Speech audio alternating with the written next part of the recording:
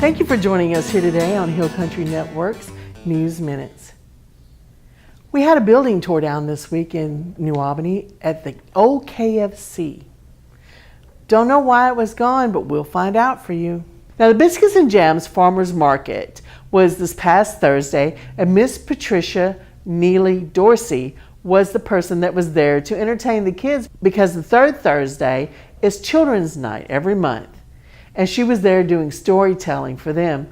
Also, the kids had the opportunity of getting the Produce Power chips. But what it is the kids can get those Produce Power chips and spend the money, $5, there at the market by getting all kinds of goodies and fresh vegetables. They said that there was $380 spent by the children at the market. That is great. Also, this past week on Tuesday night, the Farm to Table dinner was held. There were lots of tickets sold, and they said the food was delicious. The Union County Board of Supervisors will meet Monday, June the 25th, to approve the budget for the 2018-2019 year. They're not expected to raise taxes this year as they've done for the last 2 years. Now, there has been an increase in the 4 county schools of students by 118 students, 81 of which are going to the West Union School District. They spend about $8,068 per student, which is about $1,000 less than the state average. Now, snakes are out this time of year, and unfortunately there was someone bitten this last week, and the last we heard that they were in good condition. And we want to just ask you to be aware of snakes because they are out and about and they are good for our environment as long as they're not harming anyone. If you see a snake, give them a wide berth. Even if you know they're non-poisonous snakes will still bite if they're aggravated. Don't try to kill the snake. If the snake will not move or you feel that you're in danger of the snake, call and get help. But don't try to kill it, just avoid it. If you do get bitten, few things to remember. Don't run, don't cut the bite, and don't try to suck the poison out as they always did on the Old West movies, because if you do happen to get a little bit of poison in your mouth and you don't get it all spit out or you have a bad tooth, it could not be good. But just remember that the snakes are as afraid of you as you are of them. And we want to remind you to go vote Tuesday in the Democratic runoff for the representative. We encourage you to exercise your right to vote because we do have freedoms, but freedom is not free. So go vote and let your voice be heard. Coming up this weekend is a bunch of 4th of July celebrations. Here in New Albany, we're going to start on Thursday night, the 28th, at the Farmers Market. Grace Asknew from Memphis will be singing. On Friday night, the Victory Bells will be singing. They're going to be at the United Methodist Church. They're from the New Orleans World War II Museum, and they're going to be singing a lot of great music. We hope you can come. And then Saturday, starting early, there's going to be a market. There's going to be a carnival, all kinds of things. That night, it'll be Bonfire Orchestra is going to be singing. The Paul Tate Trio cap the night off with Mr. Sam Mosley and the Muscle Shoal Horns. And a big fireworks. We hope you'll come out. And in the town of Blue Mountain, they're going to have Fire on the Mountain, and it's going to be at the Blue Mountain Park, and they're going to have lots of activities for the kids, and Paid in Full is going to be singing, and they're also going to have fireworks starting at 9:30. There's going to be lots of activities coming up for the 4th of July celebration. We hope you will get out and join one. Follow us on Facebook. You can go to our YouTube channel and like us there. Subscribe so that you don't miss any of our original programming. And also you can go to our website and watch us any time of the day. And we are at hillcountrynetwork.net. And we hope you have a wonderful week.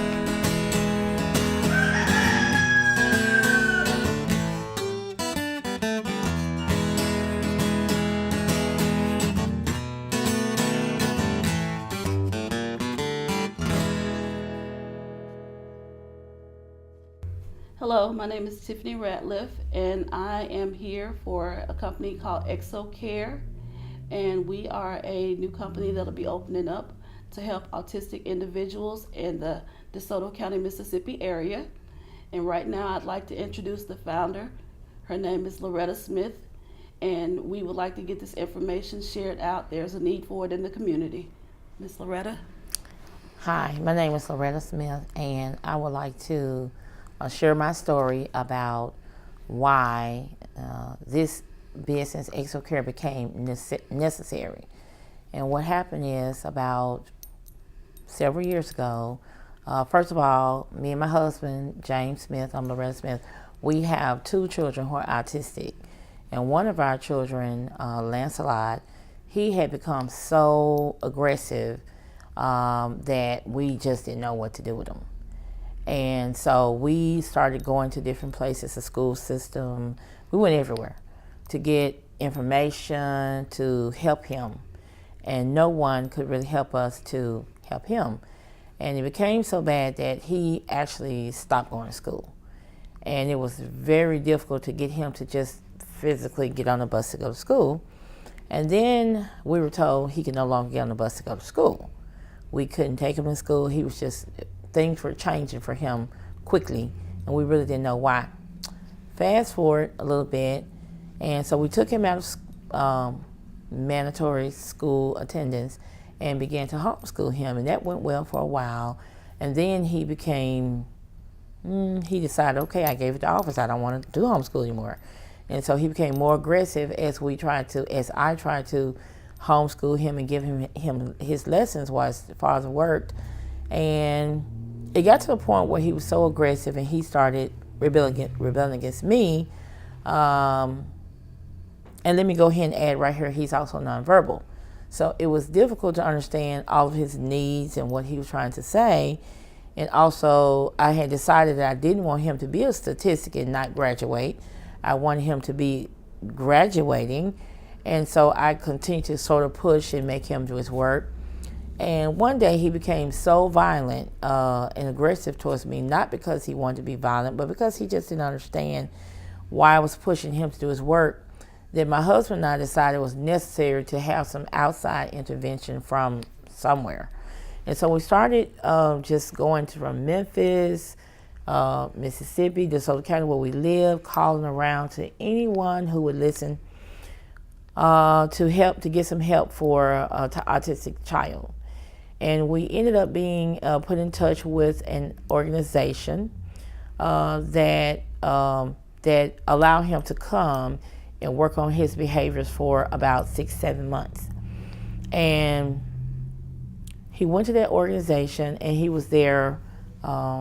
It's more sort of like an institution, and he was there for 6 or 7 months, and he was able to work on his aggression during that time.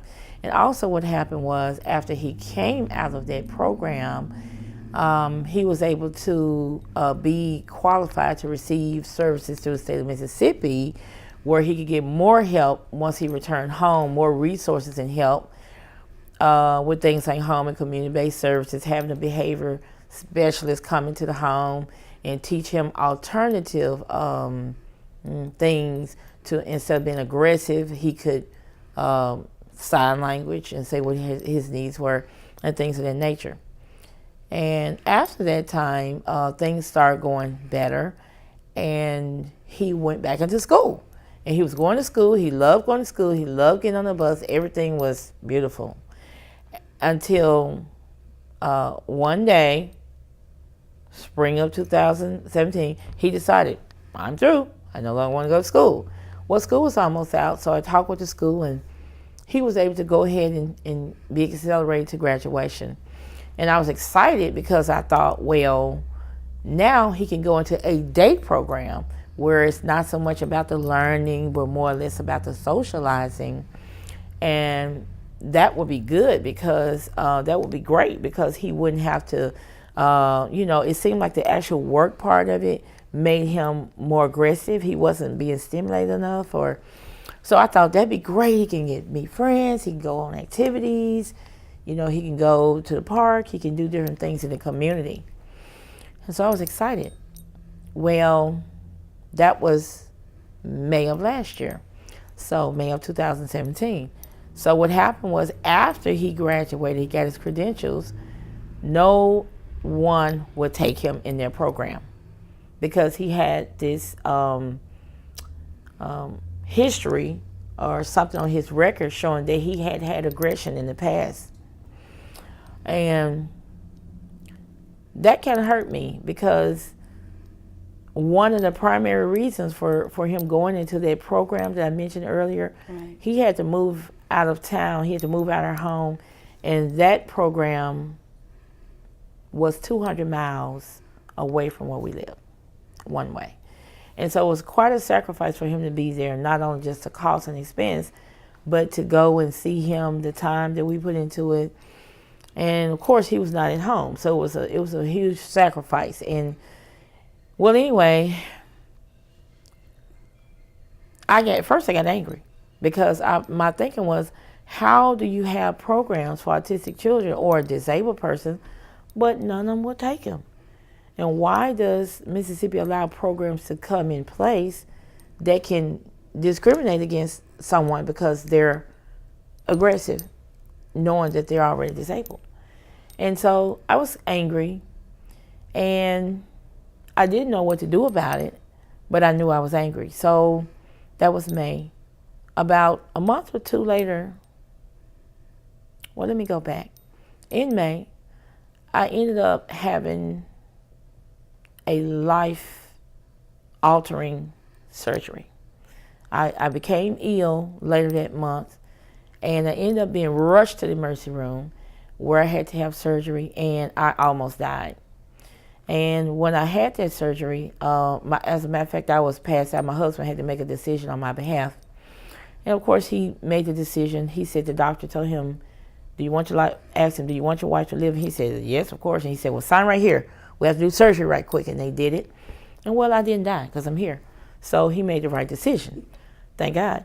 And so after I had that surgery, I realized that I had been doing a few things that God wanted me to do, but I wasn't really doing what God wanted me to do.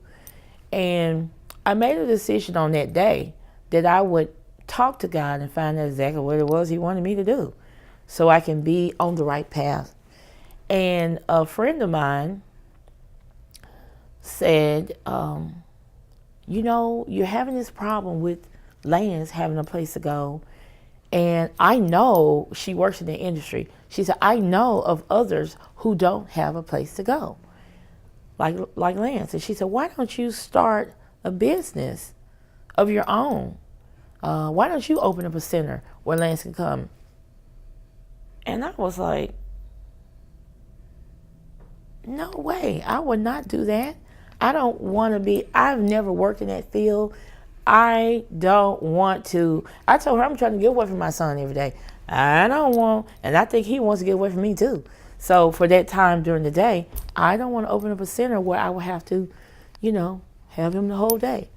So I thought, no. But I kept praying and seeking God on the issue.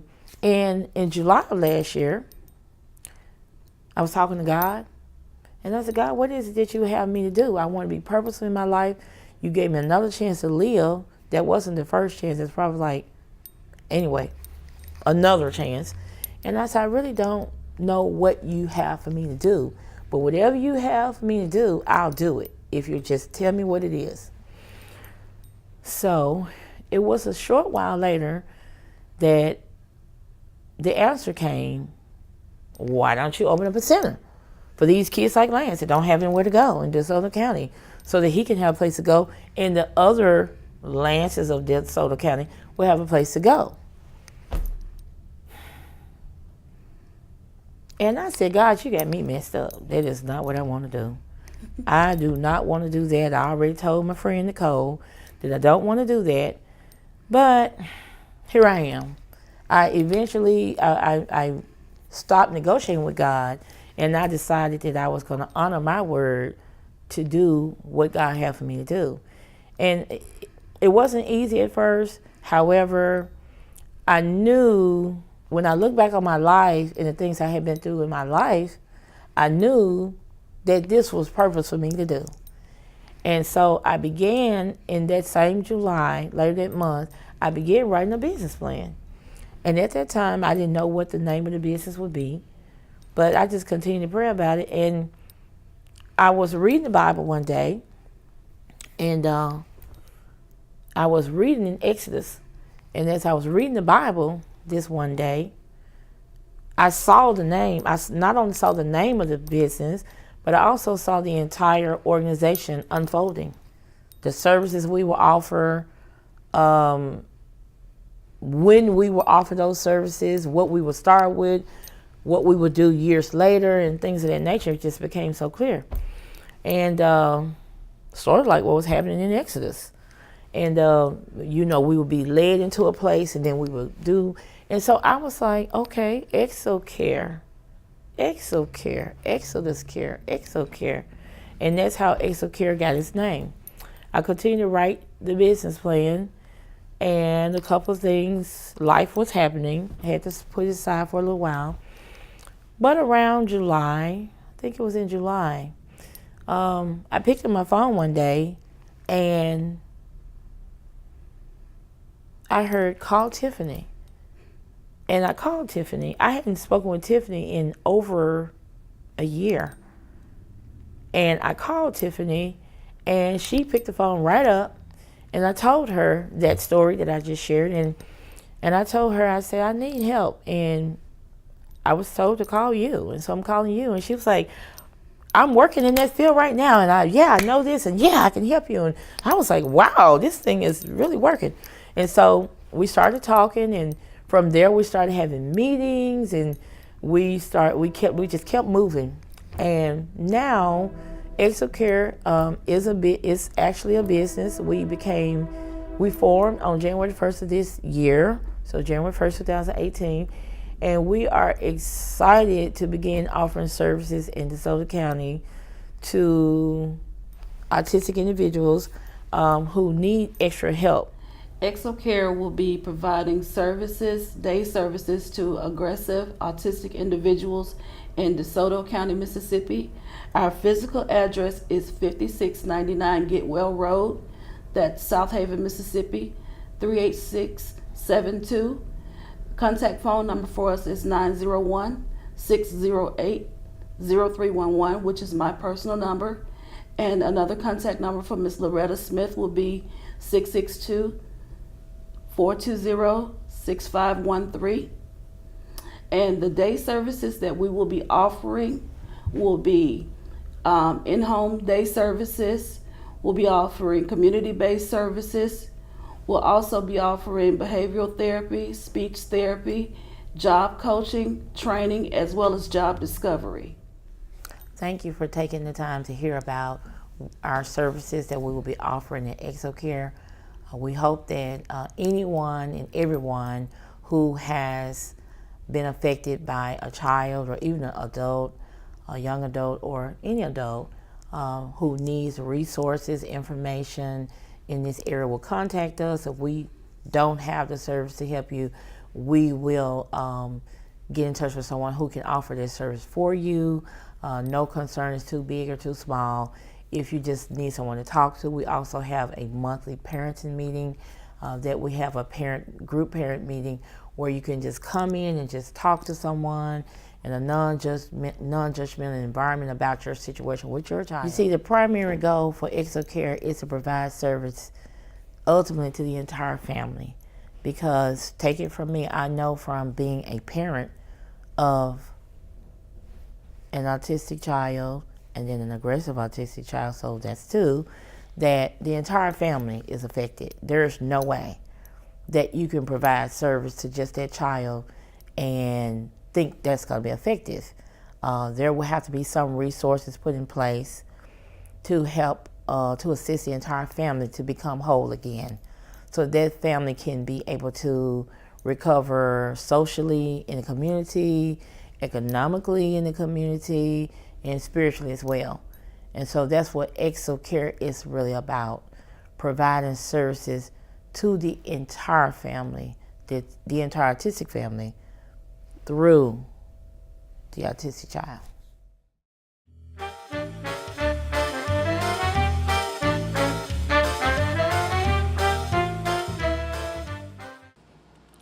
On the screen, you will see a statue, the Blue Devil, and he has a devil of a history. He is the creation of a local craftsman, John Steele Davis, who is an incredible artist and works with an array of mediums. In 2015, Davis began work on a statue of Uncle Sam. But then he realized that by making a few adjustments like a pitchfork and a tail, that he could turn it into the Blue Devil, who was the mascot of Water Valley High School, where John went to school. Following the statue's completion, Davis received permission from Water Valley's Main Street Association to place the statue in a small park near the center of town, where it became something of a local celebrity. But some of the local citizens, quite a few of them, decided that they did not want the devil to become the face of their community. And one night, it was stolen. But after a police report was filed, it was brought back, but it had a lot of bumps and bruises. John took the statue back, made some repairs, and now it sits in another town that has a school with the mascot, the Blue Devil. And that happens to be in Durham, North Carolina, at Duke University, the Blue Devils.